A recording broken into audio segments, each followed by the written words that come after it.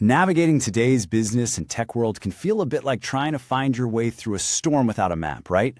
With so much happening, how do you decide where to invest your energy, what new tech to jump on, or how to get ahead of the competition? Well, let's talk about a tool that can bring some serious clarity to all that chaos.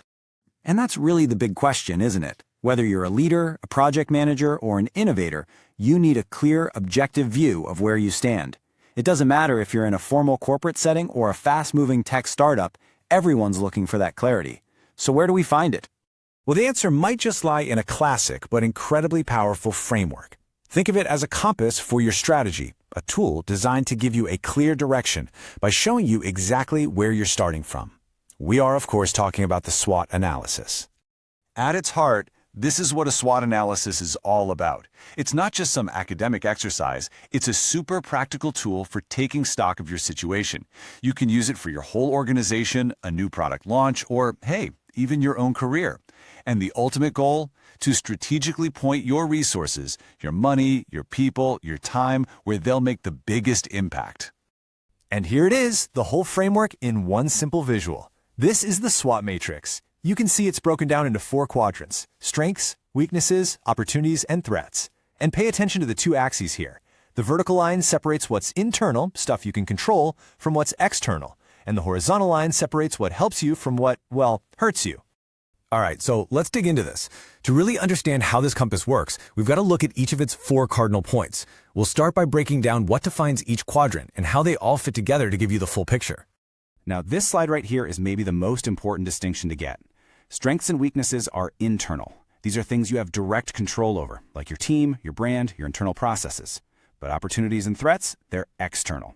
We're talking about market trends, competitor moves, new technologies, things you can't control, but you absolutely have to respond to. First up, strengths. These are your internal advantages. What's your secret sauce? What do you do better than anyone else? It could be your proprietary tech, a rock star team, or a brand that people just love. These are the assets you need to double down on to win. On the flip side, we have weaknesses. These are the internal factors that might be holding you back. Maybe your market visibility is low, you have a gap in your tech stack, or you're just not great at explaining the benefits of your product. The key here is to be brutally honest. You can't fix what you don't acknowledge. Okay, now let's shift our gaze to the outside world, starting with opportunities.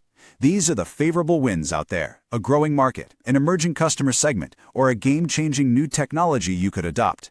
These are the waves you want to be ready to ride. And finally, threats. These are the potential storms on the horizon.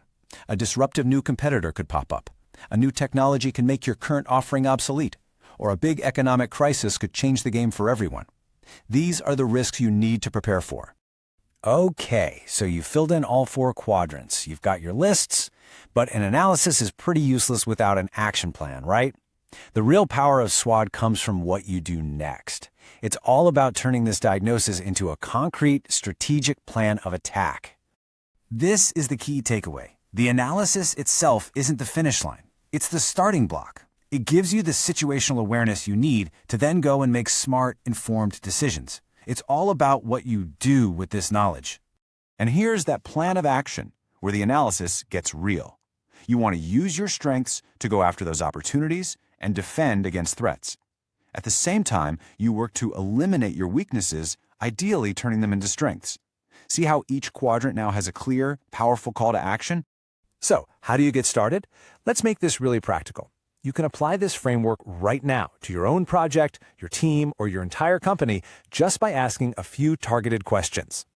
Here are a few prompts to get the ball rolling. To find your strengths, ask, what are our key resources and unique advantages?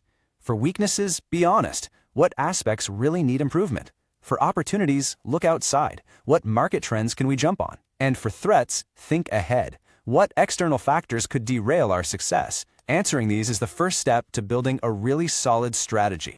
And to leave you with one final thought, a framework like SWOT is timeless, but it has to be applied to modern challenges. So think about this. How does the rapid evolution of artificial intelligence change your matrix? Is AI a strength you can leverage? A weakness because your team isn't ready? Is it an opportunity for brand new products or a threat from more agile competitors? Your answer to that question just might define your future.